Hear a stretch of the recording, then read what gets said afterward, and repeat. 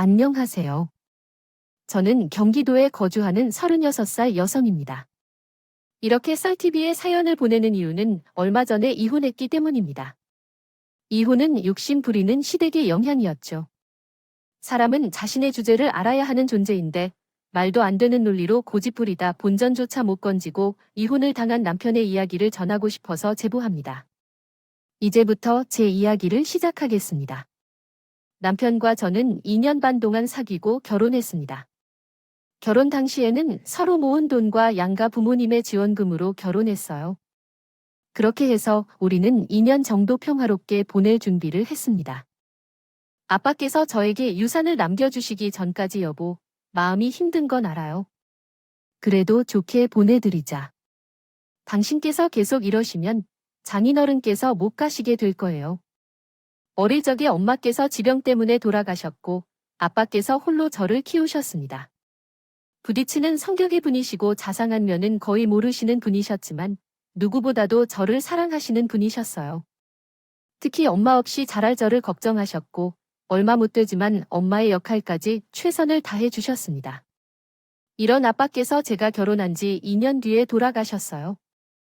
엄마를 잃은 슬픔으로 술을 자주 드시게 되신 탓인지 간암으로 세상을 떠나셨습니다. 그 후로 제가 세상의 모든 것을 잃은 기분이었습니다. 아빠를 편한 곳으로 보낸 뒤에도 여운이 쉽게 사라지지 않았어요. 매우 어려워하는 남편을 보며 제가 더 힘들어하고 그만하라고 말씀드릴 정도였거든요. 하지만 그것이 쉽지 않죠. 어머니가 돌아가신 후에 유일하게 내 곁에 남아있던 아빠도 떠나셨거든요. 그래서 그냥 잊을 수 있다는 것은 말도 안 되는 일이라고 생각해요. 그러다가 어느 날 아빠가 남겨주신 재산을 상속받게 되었고 정확히 1년 후에 그 재산이 크게 성장했어요.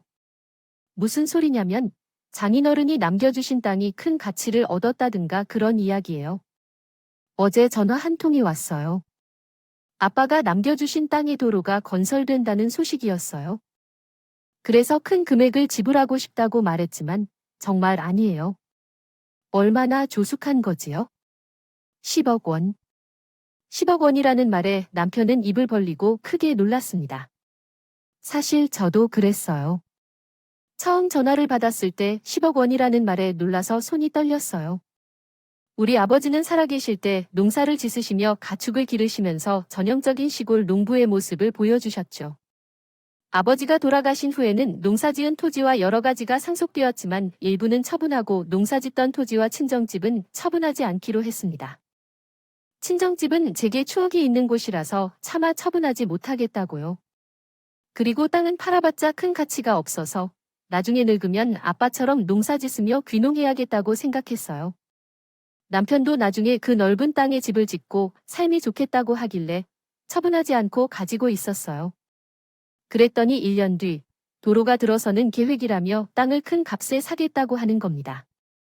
와, 세상에 어떻게 이런 일이 있을 수 있지? 그것은 진짜 믿을 수 없습니다. 땅을 안 팔길 진짜 잘했다. 혹시라도 팔았었다면 우리가 평생 10억이란 돈을 만져볼 수도 있었겠어요. 그러게 나도 놀랐어요. 갑자기 그런 연락이 와서 이게 꿈인가 생신인가 싶더라고. 진짜 잘 됐다. 그때는 별값어치 없어서 팔기도 애매했잖아. 그래서 말년에 집이나 짓고 편하게 살자 생각하고 놔둔 건데 이게 이렇게 반전을 주네. 그러게 생각도 못했는데 마치 아빠가 선물로 주신 것만 같아. 그래, 그런가 봐. 우리 고생한다고 장인어른이 하늘에서 힘써 주셨나 보다. 그래서 언제 팔 거야? 글쎄, 파는 게 맞는 거겠지? 그게 무슨 소리야? 이런 교회가 또 어디 있다고? 얼른 팔아야지. 혹시 당신 망설이는 거야? 장인어른 생각나서 그게 조금 그렇네. 10억 원이라는 소리에 마음이 홀린 것 같지만 한편으로는 팔아야 할까 싶기도 했어요. 아빠와 엄마의 흔적이 고스란히 남아있는 땅이거든요. 이제 아빠를 기억할 수 있는 곳이 많지 않은데 팔면 아쉽다는 건 사실이에요. 에이, 그래도 이런 기회가 흔치 않은데 놓치면 후회할 거야. 그리고 장인어른의 추억을 왜 남아있지 않을까? 친정집은 팔지 않고 그대로 남겨둔 채야. 여보, 자그마치 10억이야.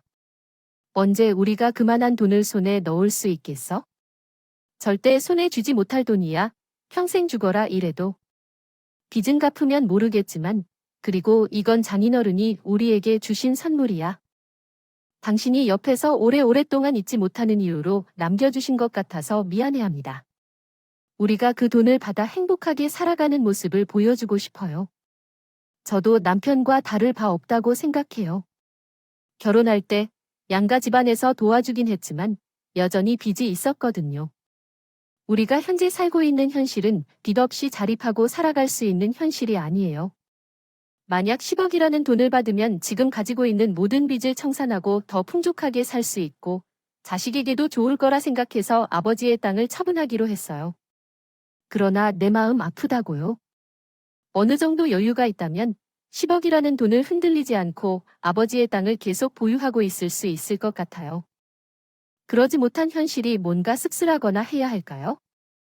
그러면 한켠에 씁쓸한 마음을 가지고 땅을 처분했습니다. 그런데 이때부터 시댁 분위기가 이상하게 변하기 시작했어요. 아무래도 남편이 이야기를 전해주었겠죠. 시모와 신우 역시 10억 원이라는 말에 혹해서 제게 아쉬운 소리를 하기 위해 자주 집에 들르기 시작했습니다. 얼마 전에 좋은 일이 있었다며 아들이 말했어요. 세상에 어떻게 그런 일이 다 있을까요? 사돈이 물려주신 땅에 그런 가치가 있을 줄 어디서 알았겠어요. 그러니까 남편이 말을 이어서 아빠가 주신 이런 식으로 이야기하더라고요. 선물로 받아서 감사했어요. 당연히 받아야지. 물론 사돈이 열심히 고민한 곳이기는 하지만 언제 이렇게 큰 돈을 만질 수 있겠어요?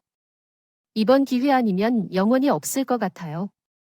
그래서 그 돈으로 이제 뭘 할 건데요? 아직은 큰 계획은 없어요. 아파트 대출 조금 남은 거 정리하는 것 말고는 말이죠. 그래. 그러면 너 그 돈으로 내 신호 좀 도와주면 좋겠다는 건가요? 도와주라고요? 어떤 말씀을 하시는 건가요? 아, 언니는 내년에 결혼하시는 거죠? 돈이 얼마나 들어왔는지 정확히 아시는데요. 그러니까 이번에 언니가 한번 도와주시면 좋을 것 같은데 돈도 많잖아요. 10억이나 되는데요. 네, 맞아요. 그렇긴 하지만. 그래서 어떻게 도와드리면 좋을지 말해주세요. 그래도 아가씨 결혼한다고 해서 남편과 이야기한 건 있어요. 하나뿐인 동생이 결혼한다고 남편이 뭔가 선물해주고 싶어 한다고 하더라고요. 그래서 신혼집에 드릴 가전제품 같은 비싼 거 하나 장만해주고 싶다고 합니다. 저도 동의했고요. 아가씨, 갖고 싶은 게 있으면 말해보세요. 남편과 이야기해서 준비하겠습니다. 아이고, 얘는 넌 10억이나 있는 사람이라 할지라도 그리 작다고 어떻게 할까요? 재단 하나뿐인 시누이가 결혼을 한다는데 가전제품 하나로는 충분할 거라고 생각하시나요? 아니요. 그렇게 간단한 문제가 아니에요. 이제 우리가 가족이 되었지만 전부가 아니에요. 부모님 모두 돌아가셨고 형제자매도 없어요. 안 그렇죠? 맞아도 그렇지만 뭐가 필요한가요? 실은 저는 그가 말은 아니지만 신우가 결혼을 한다는 소식을 아들을 통해 들었어요. 결혼 상대가 사는 집안이 좋고 직업도 전문직이라고 하더라고요. 그래서 그 집안에서는 우리 딸이 모자란다고 생각했겠죠. 하지만 본인의 의사들은 더 좋은 집안을 원합니다. 결혼시킬 수 있는데 내 딸이랑 결혼한다고 하니까 이래저래 아까운 모양이더라. 그래서 그런지 혼수를 말도 안 되게 요구하더라니까. 아, 그랬어요. 그런 일이 있었는지 몰랐네요. 아유, 괜히 너희한테 말해봤자 좋을 거 뭐 있니? 걱정만 끼치지 더군다나 말해봤자 도와줄 뾰족한 수도 없고 어떻게 사는지 살림살이 다 아는데 도와달라고 할 수가 없겠더라고. 그래서 이걸 어쩌나 딸하고 전전긍긍이 하고 있었는데 때마침 아들이 그러더라. 의도치 않게 큰 돈이 생겼다고 말이야. 그 말 딱 듣는데 죽으란 법은 없나 보다. 아쉽더라. 어쩌면 우리까지 챙겨주신다는 느낌을 받았어요. 가시는 길에 본인 딸 잘 부탁한다는 의미로 우리를 도와주려고 하는 것 같더라고요. 대체 무엇을 부탁하려는지 시어머니와 신부는 서로 눈짓을 주고받으며 조심스럽게 눈치를 살펴 시작했습니다. 그 모습을 보고 있는데 대체 무엇을 부탁하려 하는지 점차 불안해지기 시작했어요. 그래서 혹시 혼수를 대신 마련해달라는 말인가요? 저한테 혼수를 대신 마련해 달라는 건가요? 언니가 돈도 많은데 그 정도 혼수준이면 굳이 필요하지 않지 않았을까 싶었어요. 무리 없이 마련할 수 있을 것 같아요. 언니가 대신 사주시면 안 돼요. 그래. 돈도 많은데 하나뿐인 시누이에서 그 정도 하나 못 해주겠니? 아니야. 대체 혼수가 얼마나 되길래 그렇게 말씀하시는 건지요? 뭔데요? 혼수가 그 집에서 말도 안 되는 명품 같은 거 사달라고 해서요. 아유, 그 정도는 어떻게 빚을 내든지 마련할 수 있지요. 그러나 도저히 빚을 낼 수준이 아닌 것을 말하니 이런 건 아니겠죠? 아니, 그 예비시댁에서 말이에요. 글쎄, 딸한테 집을 해오라는 건가요? 집이요. 너도 놀랍죠. 10억까지 넣어도 이렇게 깜짝 놀라는데 아무것도 없는 우리는 어찌 이러겠어요. 미쳤어 팔짝 뛰는 건데 무슨 소리야? 훈수를 내려서 집을 하라고 하고 그러면 얼마나 심하겠어. 내 아이를 품고 사업하는 게 아닌데. 내 말이 때문에. 하지만 그게 끝이 아니라고 해. 집과 모든 전자제품까지 챙겨오라고 했대. 그런 돈을 우리가 어디서 구하냐고? 아주 말도 안 되잖아. 결혼이 이렇게나 참담한가 보다. 이렇게까지 부당한 것을 요구하는 걸 보면 정말로 너무하다고 생각하지 않냐? 요즘 집값은 얼마나 되는데 그걸 어떻게 우리가 다 부담하라는 말이야? 의사라는 그램의 예비 시아버지가 제 아들은 승승장구할 일만 남았다고 하더라. 그래서 병원 건물을 짓게 될 여자를 만나고 있대. 결혼을 하려는데 우리 애가 결혼한다고 하니까 이렇게 괴롭히는 건 너무 할 수 없지 않나 생각해. 말도 안 되게 혼수해오라고 하면 알아서 나가 떨어질 줄 알았나 봐. 아가씨, 결혼하고 싶어요.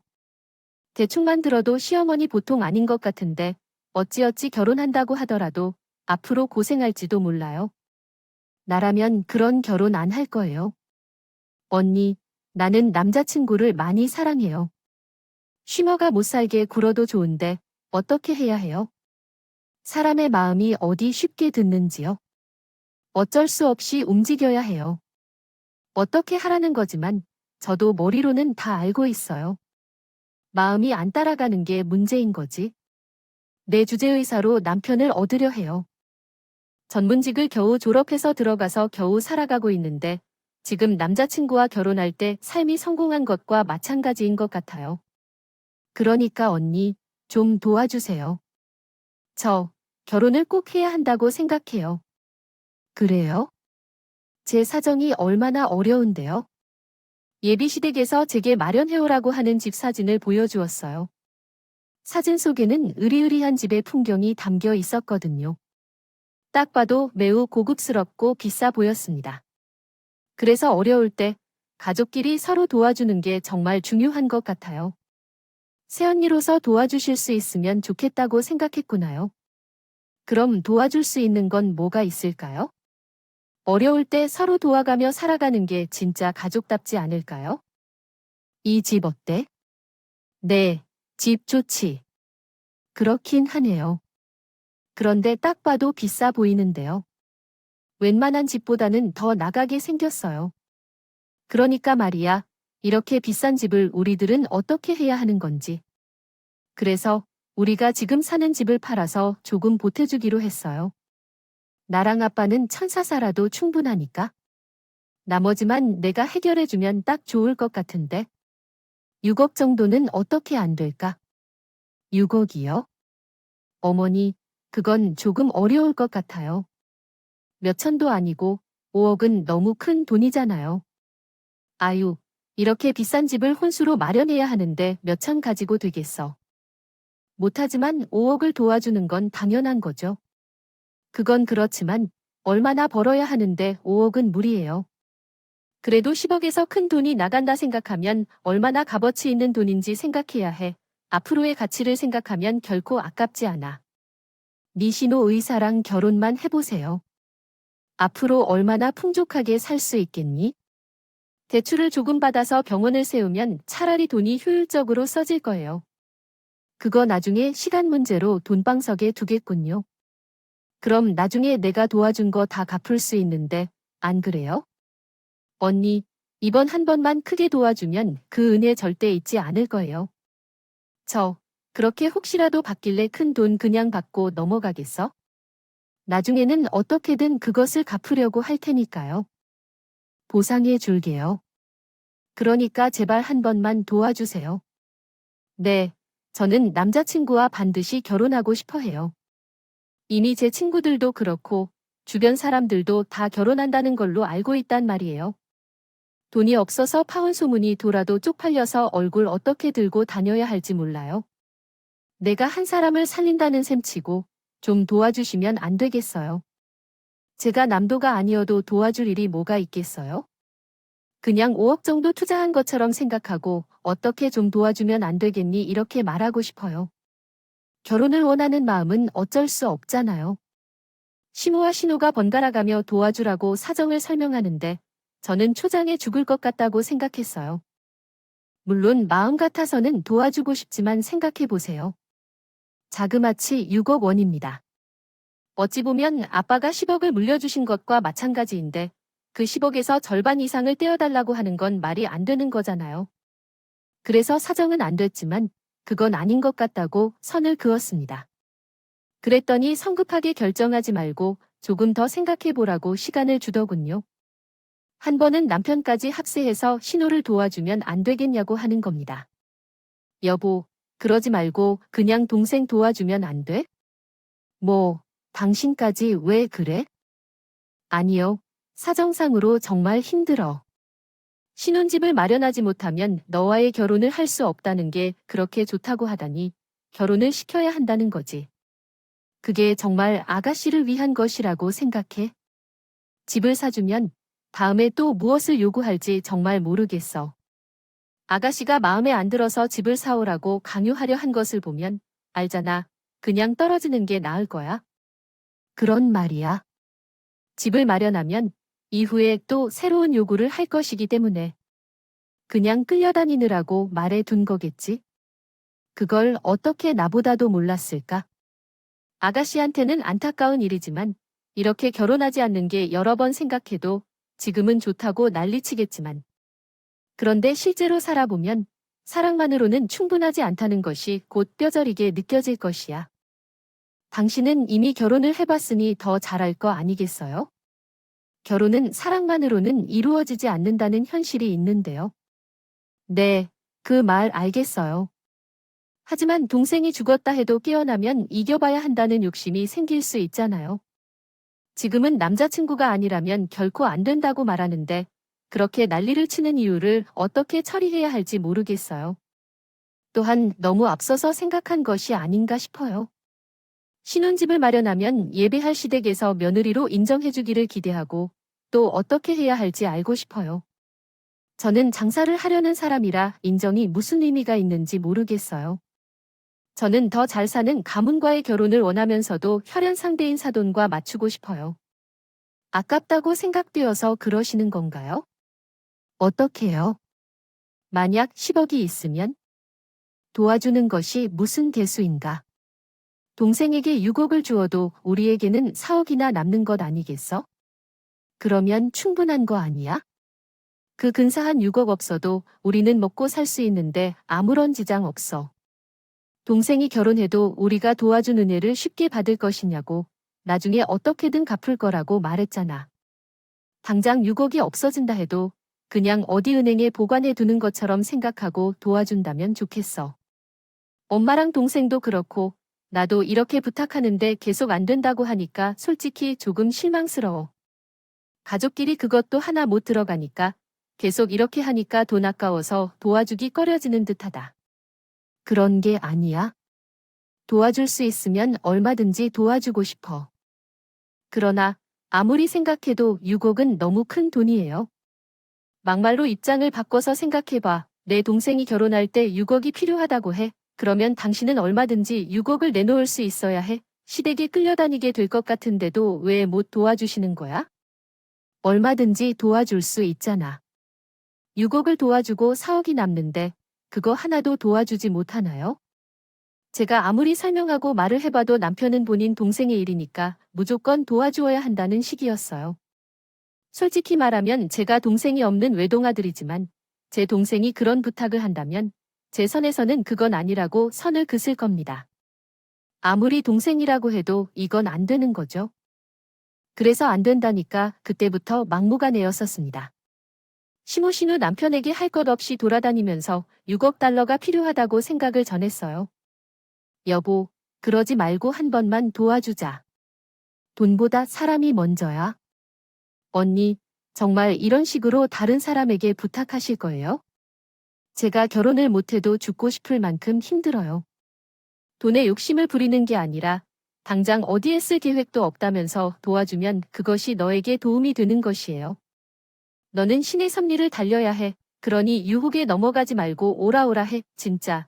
세 사람 모두가 돌아가면서 사람을 들따야 돼요. 복면 속에 정신이 없습니다. 이러다간 평생 원망할 것 같아 고민 끝에 2억을 보태준다고 했습니다. 6억 내어주면 나중에 갚겠다던데 그걸 약속하고 내어주고 싶지 않습니다. 체면도 체면이지만 진심으로 신우를 도와주고 싶어 해서 돌려받을 생각 없으니 2억을 그냥 주겠다고 했습니다. 남편 말대로 하나뿐인 신우고 이제 제게 남은 가족들이니 진짜 큰 결심으로 2억을 떼주고 싶었어요. 그랬더니 고마워하기는커녕 오히려 더 난리가 났습니다. 어느 날은 시모가 집에 찾아와서 내놓으라고 아주 난리를 치기 시작했어요. 누가 보면 제가 5억을 빚진 사람처럼 받아야 하는 말이에요. 이 돈은 무슨 의미인가요? 고장이 나서 돈을 받아야 한다는 거지요. 어머니, 그런 뜻은 아니잖아요. 아무튼 되었고, 못해도 5억은 받아야겠다고요. 10억 중에 5억 정도는 어머니, 우리 아들 몫을 내놔 달라고 하는데 무엇이 잘못된 건가요? 아들의 점도라면 그것은 또 무슨 의미인가요? 생각을 해보니 그 10억 중의 반은 우리 아들의 점이라고 한다. 결혼을 했다면 부부의 공동재산이겠지요. 얼마를 벌었더라도 우리 아들과는 부부니까 그게 어떻게 그냥 된다고 할 수 있어. 우리 아들도 되어야겠지요. 그러니까 정확히 말해서 아들의 점으로 5억만 주세요. 그 돈으로 신을 거라고요. 마련해 주려고 했더니 아들도 그렇게 동의했다. 그의 몫이 어디 있나요? 어머니 뭔가 잘못하시는 건 아닌가요? 아무리 부부라 해도 상속받은 건 공동재산이 아니에요. 그런 것은 부부의 공동재산이라고 뭐 글쎄. 그것이 아니라고 해서요. 시어미가 맞다면 맞는 것일 뿐이에요. 아니라는 것이야. 그러니까 기어이 주기 싫다는 거죠. 이게 뭐야 2억 준다는 것도 감히 거절하고 그렇게 당당히 돈을 요구하니 참 어이가 없었습니다. 2억 원은 돈이 결코 적은 돈이 아니에요. 그걸 빌려주는 게 아니라 그냥 보태주겠다는데 5억 원을 요구하며 생으로 쓰더군요. 급기야 반은 남편의 몫이라고 주장하며. 말이죠. 너무 황당해서 시모가 정말 미쳤다고 생각했는데 그때였습니다. 갑자기 옆에서 듣고 있던 남편까지가 시모 편을 들으면서 5억 원 주면 돼요 하더군요. 그래, 어차피 그 10억이 반은 내 거잖아. 장인어른이 계실 때 내가 얼마나 잘 해드렸는지. 임종과 장례 때 내가 얼마나 고생했는데 그 정도 지분은 당연히 있는 게 아니야? 그걸 말이라고 하다니. 사위로서 그건 당연히 해야 할 도리지. 그리고 상속을 받은 건 부부 공동재산에서 제외제라니까 대체 몇 번을 말해야 해? 당신이 그걸 어떻게 알아? 확실한 거 맞아.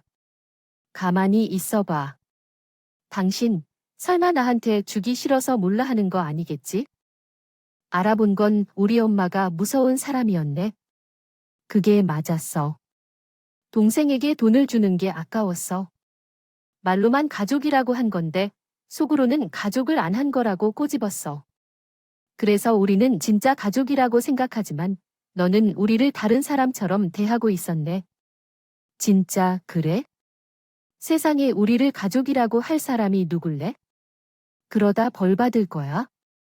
어려울 때 모른 척하는 건 아니라고 하늘이 보시면 얼마나 속상하겠어. 그런 심한 말을 쓰려고 그 땅을 물려받았다고 생각할 거야? 알았어요. 여기서 아버지 관련 대화가 왜 나오는지 모르겠어요. 또한 제가 따로 돈을 주기 싫어해서 조사한 것은 아니에요. 그냥 예전에 들은 이야기라서 말했을 뿐이에요. 제가 알기로는 상속은 부부 공동 재산이 아니라고 알았어요. 그래서 한 말이에요. 뭐, 그걸로 이상한 사람으로 여기지 마세요. 또한 어머니와 당신이 함께 상속을 나누라는 식으로 제안한 것은 누가 먼저 제안했는지를 말씀하시는 건데 그게 누군지 저한테 이래요. 아이고 시끄러워. 그래도 그냥 좋은 마음으로 도와주면 좋잖아요. 처음부터 이를 이렇게 키운 사람이 누구인지 말할 때 5억 내놔. 그 돈 없으면 내 신우 결혼 못하고 파혼당할 거야. 이러다가 진짜로 파혼당하면 그때 어떡할 거예요? 네가 다 책임져야 할 거예요. 너무 똑똑하게 말하지 마세요. 신우가 파혼다고 하면 그것은 네 잘못이야 알아 어머니. 끝까지 내놓지 못하는 건 이거지. 그래 그럼 어쩔 수 없어. 소송을 걸어서 빼앗아야 한다. 이혼이야. 아가씨를 결혼시키려고 지금 어머니와 아들을 이혼시키려고 해요. 정말 이렇게까지 하실 건가요? 끝까지 내놓지 못한다면 별 수가 없어. 이렇게라도 받아들여야 해. 세상에 이런 심어가 어디 있습니까? 아니 아무리 본인 딸에게 의사 남편을 만들어주고 싶다 해도 아들을 이혼시키면서까지 그러고 싶냐고요. 너무 이해할 수 없는 상황에 말이 막혔고 남편에게 도와줄 것을 요청하는 눈빛으로 설정했다. 쳐다봤다고 했습니다. 그러자 남편이 고개를 휙 돌려 제 눈을 피하더라고요. 당신은 왜 가만히 있어? 어머님이 그렇게 말씀하셨는데 왜 가만히 있느냐고 라고 했습니다. 당신 정말 이렇게까지 해서 아가씨를 도와주고 싶은 거야? 나는 당신과 이혼할 생각이 없어. 하지만 당신이 계속 이러면 고민해봐야겠어. 솔직히 돈을 떠나서 실망스러워. 당신에게 우리 가족이 이것밖에 안 되나 싶고 나의 존재보다 돈을 더 중요시 여길까 봐 걱정이 돼. 그 몇 억이 뭐야? 우리 가족이 당신에게 골칫덩어리 취급받아야 하냐고. 그냥 좋게 도와줘서 문제를 해결하자. 이혼시킬 생각은 없어. 이렇게 말했습니다. 아니야. 너 생각 잘해야 돼. 그 몇 푼짜리 돈 때문에 가족에게 버림받고 혼자 되고 싶으면 어디 한번 마음대로 해봐. 내가 아무리 쥐고 있어봤자 그 돈으로 파는 건 우리 아들이야. 어차피 그냥 도와주거나 이혼당하거나 뺏기거나 그게 그거든 좋은 쪽으로 가는 게 좋을 거야.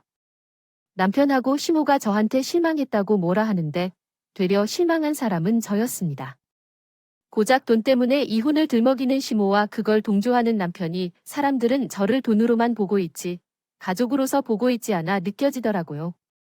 믿었던 남편조차 저를 돈에 미쳐 취급하는데 배신감이 들어 마음이 참 힘들었습니다. 그날 이후 3명은 번갈아가며 나를 협박했어요. 이혼으로 재산을 나누겠다는 소송까지 할 거라고 말이에요. 진짜 3명이 함께 협박하며 못 살 수 있게 몰고 다닌 거지. 도저히 안 되겠다는 결심을 했습니다.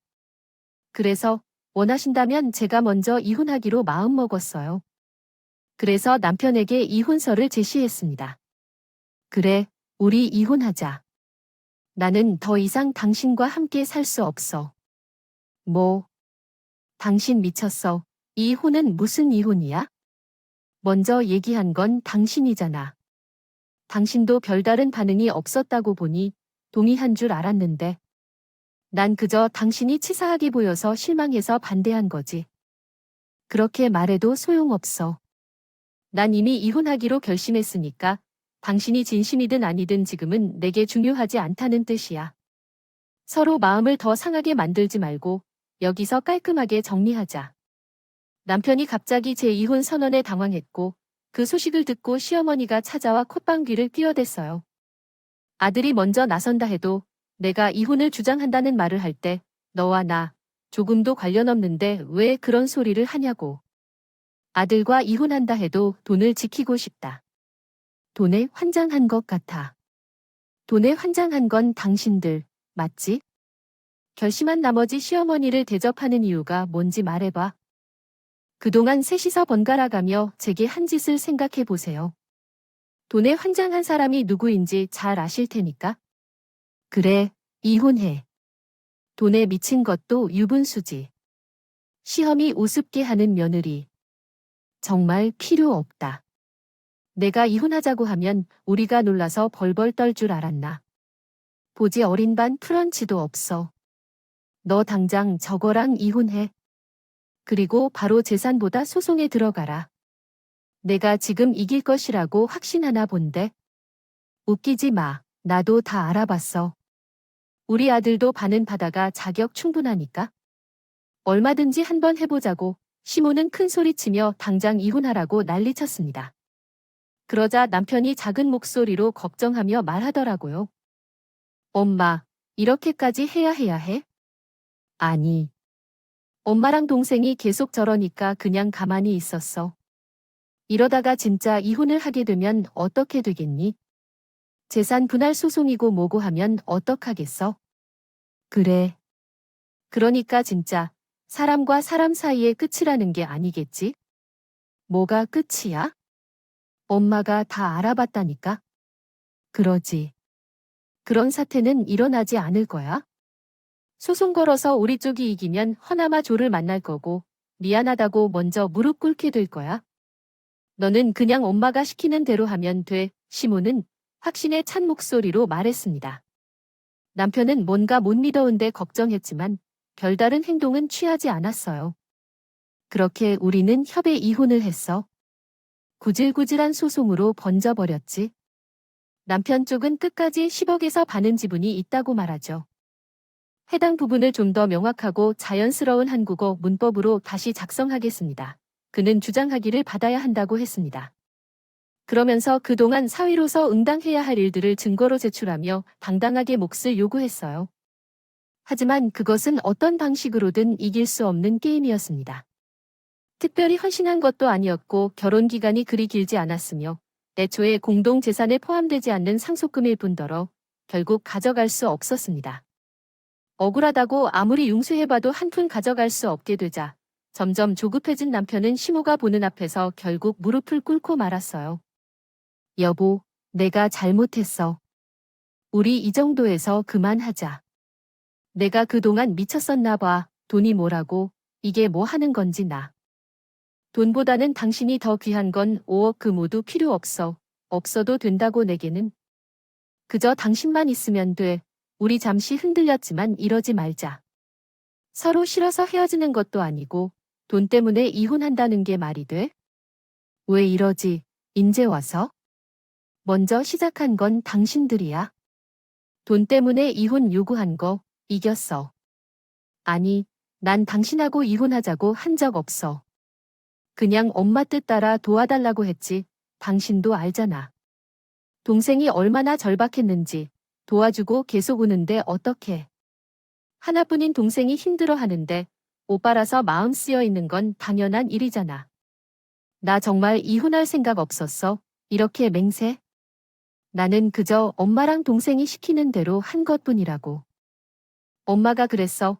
너가 세계 나가면 당신이 겁먹고 5억 내어줄 거라고. 그래서 그냥 그렇게만 한 것이다. 그걸 지금 변명이라고 하니 엄마는 동생 탓하지 마. 그런다고 해서 잘못이야. 하나도 없을 것 같아. 시켜서 했든 아니든 애초에 너도 한통성인 건 변하지 않아. 당신이 날 정말 사랑했다면 아무리 주변에서 난리를 쳐도 이혼은 절대 안 했을 거야. 어떻게든 날 설득했어야 했지. 그렇게 섣불리 도장을 찍지 않았을 거라고. 그리고 내가 지금 이러는 건 폐쇄전화라는 거잖아. 돌아가는 꼴을 보니 내가 생각하는 것처럼 5억 받아내기 힘들 것 같아. 같으니까 무릎을 꿇은 게 아니에요. 어디서 아는 척 연기를 하고 있어요. 가증스러워요. 이대로 가면 진짜 이혼하게 될 것 같아서 말이에요. 아무것도 건 전혀 못할 것 같으니까 이런 걸 하는 게 내가 내 속을 모를 것 같아서 말이에요. 쇼를 그만하고 일어나요. 그래봐도 아무것도 달라지는 건 없어요. 나는 너랑 이혼하고 아빠가 물려준 돈을 지킬 거니까요. 무릎을 꿇고 애원하는 남편을 등지고 일어서자 나는 몰라라 했습니다. 그러자 남편이 서러워 울며 저를 보여주기 시작했어요. 진짜 당신과 헤어질 생각은 없어요. 정말이에요. 왜 우리가 돈 때문에 헤어져야 하는 거야? 제 의견은 다음과 같습니다. 나는 정말 이런 말을 한 적이 없어. 나는 내가 이렇게 나오면 당신이 마음이 약해져서 도와줄 거라고 생각했어. 그런데 솔직히 말하면 당신한테 너무 서운해서 시위한 거야. 그렇다고 내가 잘했다는 건 아니지만 얼마나 서운했을지 생각하면 당신이 우리를 가족으로 생각 안 하는 것 같아서 그게 너무 서운하니까 한순간 마음이 옹졸해지더라. 그래서 엄마랑 동생을 시키는 대로 이혼이라는 무리스런 선택을 했어. 그러면 당신이 겁을 먹고 돈을 줄 거라고 생각했기 때문이지. 그런데 정말 이렇게 될 줄은 몰랐어. 이렇게 이혼하는 걸 원하지 않았어. 당신과 이혼하기 싫어. 왜 우리가 대체 이혼해야 하는지 이해가 안 가? 우리가 사랑을 바탕으로 결혼했잖아. 당신이 얼마나 나를 사랑하는지 나는 안다. 하지만 정말 이혼을 고려 중이야?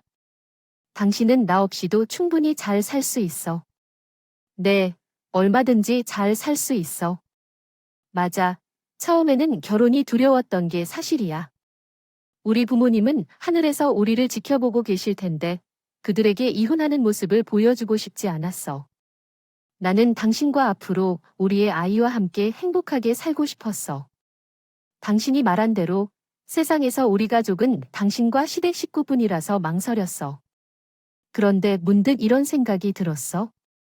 가족은 서로 힘이 되는 존재인데 괴롭히는 존재는 아닙니다. 진정한 가족은 서로를 보살펴주고 힘이 되어 주려고 노력합니다. 그런데 당신과 시댁 식구들은 어떻게 했는지 돈을 받고 빚을 지게 만들어 어려운 상황에 놓았고 매 순간을 괴롭혀 살게 만들었습니다. 세 명 모두가 얼마나 힘들게 했는지 기억하지 못해요. 그래서 정신을 차리게 되었습니다. 앞으로는 평생을 의지하며 살아가야 하는 가족이 날 이렇게 괴롭히는 걸 깨달았습니다. 하지만 정작 가족으로 대하고 싶지 않은 당신과 어머니 아가씨로부터만 가족 의무를 강요받는다는 느낌입니다. 아버지께서는 우리 딸이 행복하게 살기를 바라셨을 텐데요. 지내라고 도와주신 것에 감사하다는데 이런 모습 보여드리고 싶지 않아서 이혼 결심했어요. 이름만 가족인 당신들을 쳐내고 나 혼자 나를 지켜가며 살겠다고. 그러니까 이렇게 무릎을 꿇고 우는 것은 소용이 없어요. 이미 우리는 이혼 소장 중이고 곧 마무리될 것이니까. 그러니 내가 부탁할 게 그만하자. 결정은 이미 내렸는데 계속 아니라고 매달려봤자 아무것도 바뀌지 않아요. 당신만 더 초해진다는 거야? 모든 것을 받아들이고 지금이라도 합의합시다. 이건 내가 원하는 게 아니니까 남편은 허무한 듯이 땅을 치며 울기 시작했어요. 그 모습을 뒤에서 지켜보던 시모는 남편 곁으로 다가가서 말리며 소리쳤어요. 왜 이런 곳에서 그런 말을 할까? 나는 가족을 원하고 있어. 가족을 버리고 돈을 탐하고 있는 사람이 무슨 좋은 점이 있다고 그런 행동을 할까? 천벌을 받은 사람을 비웃고 있는 모습을 보이지 말고 지금 일어나서 이런 생각을 하지 말아야 해. 엄마한테 어떻게 이런 일이 생겼는지 설명해야 하고 그런 상황에서 어떻게 진행할 것인지 말해야 해. 이 모든 일들은 엄마와 동생 때문에 시작된 것이기 때문에 내가 잘 설득하려고 노력했던 거야. 하지만 말을 하려고 하면 소송을 걸어야 한다더니 지금 누구 탓으로 그런 말을 하는 거야? 그렇게 싫다면 내가 하기 싫으면 그만두면 되지. 이렇게 등을 돌리고 싶어도 넌 우리와 같은 생각을 하는 사람으로서 용납되지 않을 거야. 그렇게 말하고 나서 이젠 나와 내 동생을 탓하는 건 무의미해. 얘야, 그게 무슨 말이야? 남이 아닌 것 아니고 나의 마누라로서 제대로 요리를 못하는 게 이게 무슨 일이야? 어머니가 좋아하신다고 해서 어쩔 수 없었던 거지. 그래서 내가 더 많은 시간이 필요하다고 말했잖아. 헛된 이혼 신호탄을 쏘면서 이게 무슨 일이야? 아, 내가 모르겠어. 어머니가 모든 것을 책임지신다고. 나이 든 사람과 이혼하면 정말 죽어버릴 것이야. 자식 하나라도 낳고 싶다면 그 마음대로 해. 하지만 나와 함께 그 사람에게 무릎 꿇고 사과하자. 그러면 그 사람도 마음을 풀지 않을까 싶어. 내가 어떻게 모욕당했다고 이러냐? 사정신을 차리라고. 여자가 처가 하나뿐인 게 아니야. 새 가면만 쓰면 되지. 무슨 죽을 일이 있어? 일이라고 호들갑을 떨고 있는데요. 아유, 내 팔자야. 다 키워놓으면 끝인 줄 알았는데 결혼하는 것도 속을 썩이고 결혼을 해서도 속을 썩이니 아이고. 결국 시모도 신세 안타나며 바닥에 주저앉아 울더군요. 남편은 계속해서 제 바짓가랑이를 붙잡고 시모는 그런 남편과 저를 바라보며 속상해했어요. 아마 괜히 이혼 이야기 꺼내서 들먹였을 것입니다. 후회했을 겁니다. 아무튼 우리는 이혼했어요. 아무리 남편이 울고 불고 난리쳐도 이미 정해져 있던 결과였습니다. 저는 아빠의 재산을 지켰고 저를 괴롭힌 시모와 신우 남편의 행동을 문제 삼아 이혼의 원인으로 몰았어요. 그리고 당당히 위자료와 정신적 피해 보상금까지 청구하여 받았습니다. 시댁은 5억 원을 벌었지만 둘째는 몇천 원을 크게 날렸다는 게 사실입니다. 그런 상황이 있었기 때문에 저는 현재 친정집으로 내려왔습니다. 저 혼자 사는 데는 큰 집이지만 엄마와 아빠의 흔적이 있는 곳에서 앞으로 계속 지내기로 계획하고 있어요.